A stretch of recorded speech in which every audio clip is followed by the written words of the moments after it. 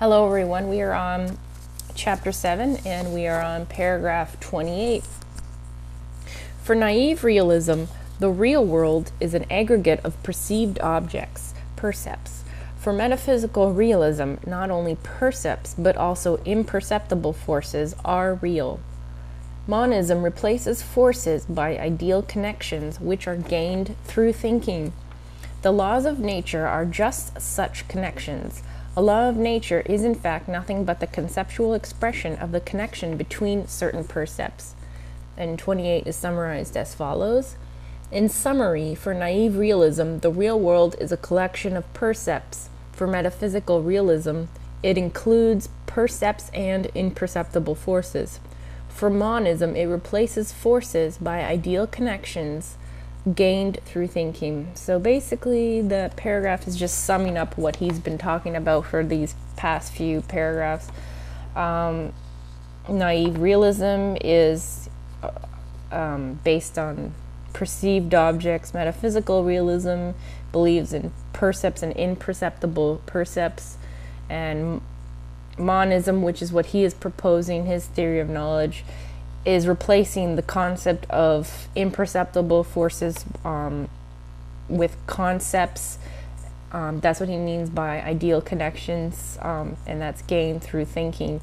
And a concept, the ideal world, we can recognize as a law of nature, for example.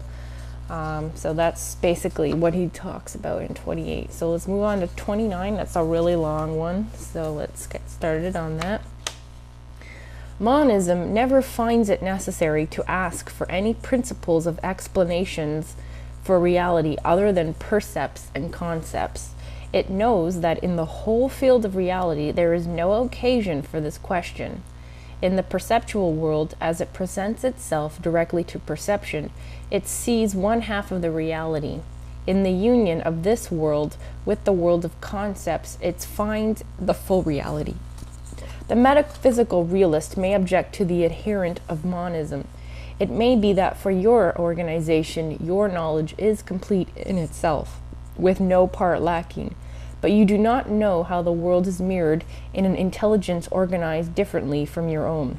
To this the monist will reply, if there are intelligences other than human, and if their percepts are different from ours, all that concerns me is what reaches me from them through perception and concept, through my perceiving, that is, through this specifically human mode of perceiving. I, as subject, am confronted with the object. The connection of things is thereby interrupted. The subject restores this connection by means of thinking. In doing so, it puts itself back into the context of the world as a whole.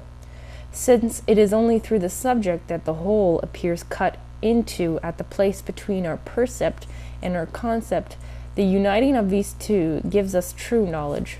For beings with a different perceptual world, for example, if they had twice our number of sense organs, the continuum would appear broken in another place, and the reconstruction would accordingly have to take a form specific for such beings. The question concerning the limits of knowledge exists only for naive and metaphysical realism, both of which see in the contents of the soul only an ideal representation of the real world. For these theories, what exists outside the subject is something absolute, founded in itself, and what is contained within the subject is a picture of this absolute, but quite external to it. The completeness of knowledge depends on the greater or lesser degree of resemblance between the picture and the absolute object. A being with fewer senses than man will perceive less of the world. One with more senses will perceive more. The former will accordingly have a less complete knowledge than the latter. In 29 we have summarized as follows. An argument against monism is that they do not know how the world is in a being organized differently from them. The monist argues that if their percepts are different, what matters is what reaches me. According to naive and metaphysical realism, a being that has less senses will have a less complete knowledge, in contrast to a being who has more senses and will have a fuller knowledge. In the first part of paragraph 29, he's just summarizing what he talks about earlier about his theory of knowledge, is that it explains reality by basing it on percepts and concepts, and again he's just repeating himself what he's mentioned earlier, and that the union of this world with the world of concepts, it finds the full reality. So full reality manifests itself as perception and concepts. In the later half of this paragraph, one objection Steiner brings up is that you're not, the way you're organized, the way you perceive the world would be different if you were for a intelligence that's organized differently from your own.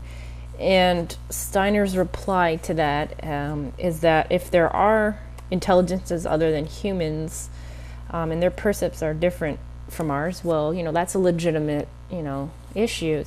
But I mean, it wouldn't matter, what would matter for me is what me. It's not about, if that intelligence has a different organization and whatnot. I mean, their theory of knowledge would obviously be different, but I, as a human, this is what applies for me.